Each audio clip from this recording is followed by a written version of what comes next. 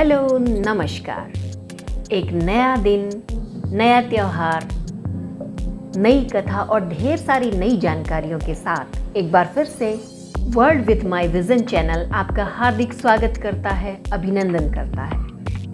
आज हम बात करने जा रहे हैं करवा चौथ के व्रत के बारे में। इस वीडियो में हम जानेंगे करवा चौथ के व्रत से संबंधित सारी डिटेल कि यह व्रत कब है, शुभ मुहूर्त क्या है पूजा का, चंद्रोदय का समय क्या है, इस व्रत को किस तरह से किया जाता है, क्या विधि विधान है, इस व्रत में कौन से देवताओं की पूजा की जाती है, करवा चौथ व्रत का नाम जिस देवी के नाम पर पड़ा है, देवी करवा, वो कौन है, क्या पीरियड्स या फिर गर्भावस्था में भी हम करवा चौथ का व्रत कर सकते हैं, करवा चौथ के चांद को छलनी से ही क्यों देखा जाता है, बिना छलनी के क्यों नहीं देख सकते। इस तरह के कई सारे मज़ेदार क्वेश्चंस के आंसर हम इस वीडियो में प्राप्त करने जा रहे हैं, तो बने रहिए मेरे साथ। आइए वीडियो को शुरू करते हैं।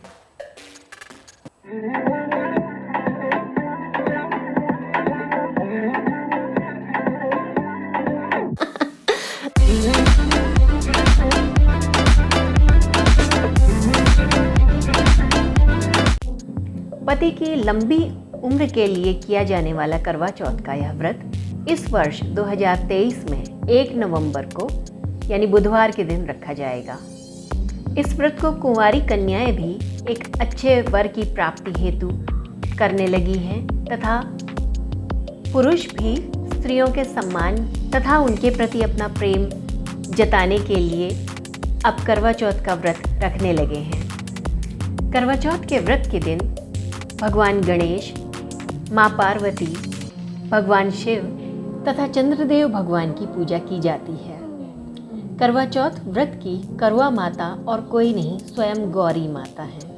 करवा चौथ का यह पावन व्रत, यह पर्व कार्तिक माह के कृष्ण पक्ष की चतुर्थी तिथि को मनाया जाता है। इस बार चतुर्थी तिथि 31 अक्टूबर 2023 को रात 9:30 बजे से प्रारंभ हो रही है तथा बुधवार 1 नवंबर के दिन रात 9:19 पर समाप्त हो जाएगी। करवा चौथ के व्रत का समय 1 नवंबर को सुबह 6:36 से रात्रि 8:26 तक है। 1 नवंबर को शाम 5:45 बजे से 7:03 तक करवा चौथ व्रत की पूजा उपासना की जा सकती है। यह उस दिन शुभ मुहूर्त है पूजा के लिए। 1 नवंबर को चंद्रोदय का समय रात्रि 8:26 पर है। ये समय दिल्ली का है। पूरे भारतवर्ष में चंद्रमा कुछ मिनटों के अंतर पर दिखाई पड़ते हैं। चंद्रोदय का समय तथा पूजा के शुभ मुहूर्त का समय कुछ ही मिनटों का अंतर होता है अलग अलग राज्यों में, तो इससे आप ज़्यादा चिंता ना करें। 9 बजे तक पूरे देश में हर जगह पे चंद्रोदय हो जाएगा और पूजन 5:30 बजे से 7 बजे तक, 7 साढ़े 7 बजे तक सभी लोग पूजन कर लें। हल्द्वानी में करवा चौथ की पूजा का शुभ मुहूर्त शाम 5:26 से 6:44 तक है तथा चंद्रोदय का समय रात्रि 8:03 पर है। अब बात करते हैं करवा चौथ के व्रत की विधि की। सुबह सूर्योदय से पूर्व कोशिश करें 5:30-6 बजे से पहले आप सरगी ले लें, फिर स्नान आदि से निवृत्त होकर स्वच्छ अथवा नए वस्त्र पहनकर मंदिर में बैठकर पति की दीर्घायु के निमित्त करवा चौथ के निर्जल व्रत का संकल्प लें। दोपहर में पूजा की तैयारी की जाती है। पूजा की तैयारी के लिए यदि आपके पास करवा चौथ का कैलेंडर उपलब्ध है तो इसको मंदिर की दीवार पर लगाएं, नहीं तो शिव पार्वती और गणेश की ऐसी मूर्ति लें जिसमें गणेश भगवान माता पार्वती जी की गोद में बैठे हुए हों। शिव परिवार की मूर्ति होनी चाहिए। इस स्थान पर गेरू और चावल को पीस करके अल्पना बनाई जाती है और यदि आपके पास करवा चौथ का कैलेंडर उपलब्ध नहीं है तो करवा का चित्र बनाया जाता है। शाम को पूजा के शुभ मुहूर्त पर शिव पार्वती गणेश और उनके साथ में चंद्रमा की पूजा की जाती है। माता पार्वती को श्रृंगार चढ़ाया जाता है फिर करवा चौथ के व्रत की कथा सुनी या पढ़ी जाती है। उसके बाद चंद्रोदय होने पर छलनी से या फिर जल में चंद्रमा को देखा जाता है। कभी भी चंद्रमा को डायरेक्ट नहीं देखते। उसके बाद छलनी से ही पति को देखकर उनके हाथ से जल पीकर व्रत को खोला जाता है। दिन के समय जब व्रत की तैयारी कर रहे हैं तो उस समय सास जी के लिए बायना निकाला जाता है। बायना का मतलब है कि अपनी सास जी के लिए बहू के द्वारा रखे गए उपहार, जिसमें श्रृंगार सामग्री, चूड़ी, बिंदी, काजल, मेहंदी, वस्त्र, भेंट आदि आप अपनी सामर्थ्य के अनुसार रख सकती हैं, जो कि सास जी को देकर पैर छूकर उनका आशीर्वाद लिया जाता है। अब मैं आपके लिए करवा चौथ के व्रत की कथा कहूंगी।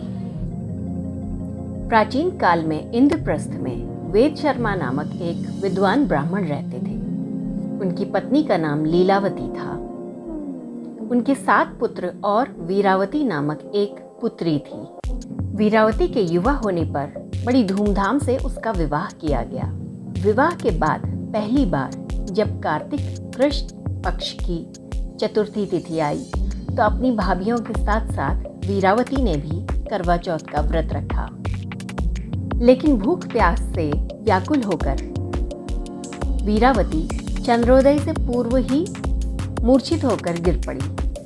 अपनी बहन के कष्ट को देखकर सातों भाई बड़े व्याकुल हो गए। उन्होंने पेड़ के पीछे से मशाल जलाकर उसका उजाला दिखाकर छलनी में दीपक रख के ये आश्वासन दिलाया कि चंद्रोदय हो गया है और अब वीरावती अपना व्रत खोल ले। वीरावती के भाभियों ने उसे समझाने की कोशिश की कि बहन, तुम्हारे भाई तुम्हारे कष्ट को देखकर ये सब कर रहे हैं, अभी चंद्रोदय नहीं हुआ है। लेकिन वीरावती ने भाभियों की नहीं सुनी। उसने अपने भाइयों के कथन को सत्य मानते हुए छलनी से मशाल के उजाले को ही चंद्रोदय समझकर अर्घ्य देकर अपना व्रत खोल लिया। इस प्रकार करवा चौथ के व्रत के अपूर्ण रह जाने से उसके पति की मृत्यु हो गई। पति की मृत्यु से व्याकुल होकर के उसने अन्न जल त्याग दिया। वीरावती अब बहुत व्यथित हो गई थी। उस रात इंद्राणी पृथ्वी पर आई हुई थी। उनसे वीरावती ने अपने इस कष्ट का कारण पूछा तो इंद्राणी ने उसे बताया कि चंद्रोदय से पूर्व ही व्रत खोल लेने के कारण उसका व्रत अपूर्ण रह गया है, जिसके फलस्वरूप उसके पति की मृत्यु हुई। इंद्राणी ने उसे उपाय सुझाया कि पति को पुनर्जीवन प्रदान करने के लिए 12 मास की चौथ के सहित करवा चौथ व्रत का विधिवत पालन करो, जिससे तुम्हारे सभी कष्ट दूर होंगे। वीरावती ने इंद्राणी के कथनानुसार विधि विधान पूर्वक जैसा बताया था 12 चौथ के तथा एक करवा चौथ का व्रत किया, जिसके प्रभाव से इंद्राणी ने प्रसन्न होकर चुल्लू भर पानी उसके पति की मृत देह पर छिड़क दिया, जिससे उसका पति पुनर्जीवित हो उठा। इस प्रकार गणपति जी तथा इंद्राणी की कृपा से वीरावती ने लंबे समय तक सुख भोगा तथा उसे पुत्र, धन, धान्य तथा सौभाग्य की प्राप्ति हुई। तो दोस्तों, ये थी करवा चौथ के व्रत की कथा। अच्छा, अब हम जानते हैं कि करवा चौथ के चांद को सीधे क्यों नहीं देखा जाता, छलनी से या पानी में क्यों देखते हैं। इसके पीछे एक कथा है। एक बार भगवान गणेश जी अपने चूहे की सवारी कर रहे थे तो वो अचानक से चूहे से नीचे गिर पड़े।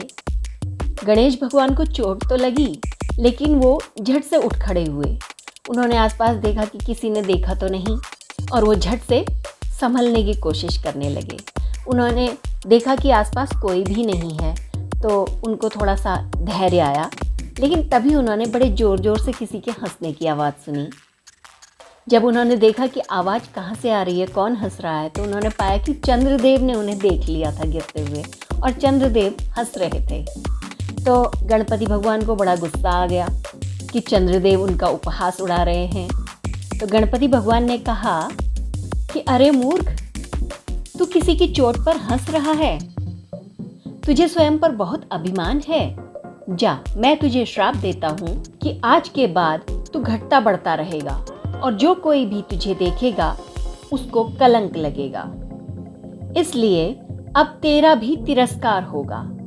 गणेश जी के श्राप से चंद्रमा डर गए, उनको अपनी भूल का एहसास हो गया। उन्होंने गणपति भगवान से माफ़ी मांगी, लेकिन तब तक तो गणपति भगवान श्राप दे चुके थे। अब चंद्रमा बड़े परेशान, वे पहुंच गए नारद जी के पास। तो नारद मुनि ने चंद्रमा को गणेश जी की उपासना करने की सलाह दी। चंद्र भगवान ने वैसा ही किया। बड़े मन लगा कि उन्होंने गणपति भगवान की उपासना की, जिससे गणपति भगवान प्रसन्न हुए। जब गणपति भगवान प्रसन्न होकर चंद्रमा के सामने प्रकट हुए तो चंद्रमा ने कहा कि मुझे मेरी भूल के लिए क्षमा करें तथा अपना श्राप वापस ले लें। तो गणपति भगवान ने कहा, मुंह से निकला श्राप वापस नहीं हो सकता, लेकिन तुम महीने में एक दिन पूर्ण आकार में रहोगे और अति सुंदर दिखोगे।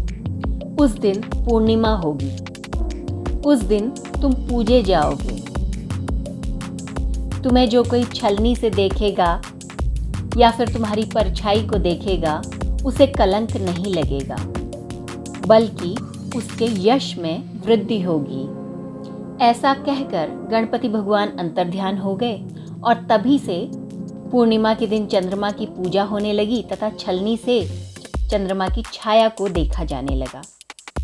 ज्योतिषाचार्यों के अनुसार भी कृष्ण पक्ष की चतुर्थी का चांद देखना वर्जित है। इसको सीधे देखने से मिथ्या आरोप लगते हैं, मिथ्या आरोप यानी झूठे आरोप लगते हैं, कलंक लगता है, बदनामी होती है। और करवा चौथ भी चौथ की ही तिथि है, अतः इस दिन भी चंद्रमा को सीधे न देखकर छलनी से देखा जाता है या चंद्रमा की परछाई देखी जाती है। ऋक पंचांग के अनुसार मिट्टी के करवे से चंद्रमा को अर्घ्य दिया जाता है। अब हम कुछ प्रश्न लेते हैं। कई सारी दोस्तें ये प्रश्न करती हैं कि क्या गर्भावस्था में या पीरियड्स के दौरान भी हम करवा चौथ का व्रत यदि पड़ जाए तो उसको कर सकते हैं? तो इसका उत्तर है नहीं। ऐसे में आपको व्रत नहीं करना चाहिए, क्योंकि इस दौरान शरीर कई तरह के बदलावों से गुजरता है और शरीर में इतनी एनर्जी भी नहीं होती कि पूरे दिन भर का निर्जल उपवास रखा जा सके। इसके कारण स्वास्थ्य संबंधी परेशानियों से गुजरना पड़ सकता है। अतः सलाह यही दी जाती है कि ऐसे में व्रत ना करें। इस अवस्था में यदि व्रत छूट जाता है तो उसे गलत नहीं माना जाता। तो दोस्तों, अब जल्दी से बात कर लेते हैं कि करवा चौथ के व्रत में हमें क्या करना चाहिए और क्या नहीं करना चाहिए। विवाहित महिलाओं को करवा चौथ व्रत के लिए सजते समय मेहंदी ज़रूर लगा लेनी चाहिए करवा चौथ के व्रत से एक दिन पहले, और पारंपरिक कपड़े जरूर पहनने चाहिए। और 16 श्रृंगार अति आवश्यक है, वो तो करना ही चाहिए। वैसे तो हर पूजा में करना चाहिए, लेकिन करवा चौथ में तो कुछ ज़्यादा ही इसका ट्रेंड भी है। कहते हैं 16 श्रृंगार सुख, सौभाग्य, समृद्धि को आकर्षित करता है। विवाहित महिलाओं को उनकी सास के द्वारा सरगी दी जाती है। सरगी में दिन भर के लिए आवश्यक सभी पौष्टिक तत्व होते हैं। ऐसा शुद्ध सात्विक भोजन होता है वो, तथा कुछ मिठाई, ड्राई फ्रूट्स, ये सारी चीज़ें रखी जाती हैं और सास के द्वारा बहू को दिए गए उपहार उस सरगी में ही होते हैं। तो इसको ज़रूर लेना चाहिए। अब कई जगह ये चीज़ उपलब्ध नहीं हो पाती है, तो आपने जैसी परंपराओं के साथ ये व्रत शुरू किया है उसी के अनुसार आगे भी कंटिन्यू कीजिए।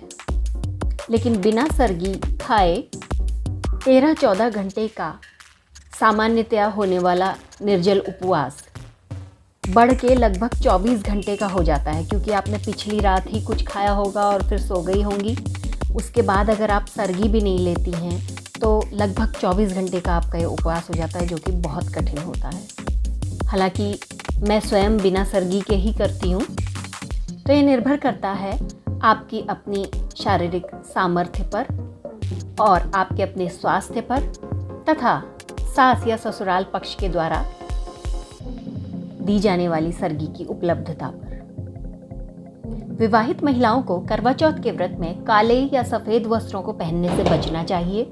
लाल रंग का प्रयोग करवा चौथ के व्रत में बहुत शुभ माना जाता है।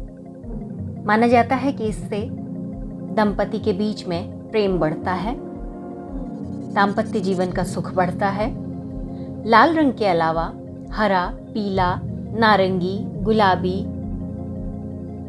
आदि इस तरह के कलर्स भी शुभ माने जाते हैं। बिना कथा सुने तथा बिना चंद्र को अर्घ्य दिए करवा चौथ का व्रत अधूरा माना जाता है।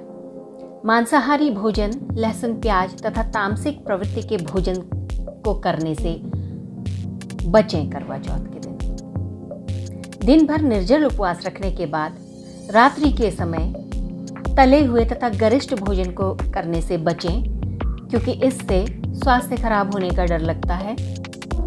नारियल पानी, सूखे मेवे तथा कम वसा वाला भोजन स्वास्थ्य के लिए अति उत्तम माना जाता है। बाकी जैसी आपके यहाँ पर उपलब्धता है भोजन की, जैसा आपने बनाया है अपने अनुसार, अपने यहाँ की परंपराओं के अनुसार भोजन लीजिए। तो ये थी कुछ ध्यान रखने लायक बातें। अब जान लेते हैं कि करवा चौथ का व्रत शुरू कहाँ से हुआ। माना जाता है कि करवा चौथ के व्रत की शुरुआत महाभारत के समय से हुई। सबसे पहले श्री कृष्ण के कहने पर महाभारत में द्रौपदी ने 5 पांडवों के प्राणों की रक्षा करने के लिए इस व्रत को रखा था। इसी व्रत के प्रभाव से 5 पांडवों के प्राणों पर कोई आंच नहीं आई थी। इसीलिए कहा जाता है कि अपने पति की दीर्घायु तथा वैवाहिक जीवन की खुशहाली तथा मधुर संबंधों के लिए करवा चौथ का व्रत हर स्त्री को रखना चाहिए।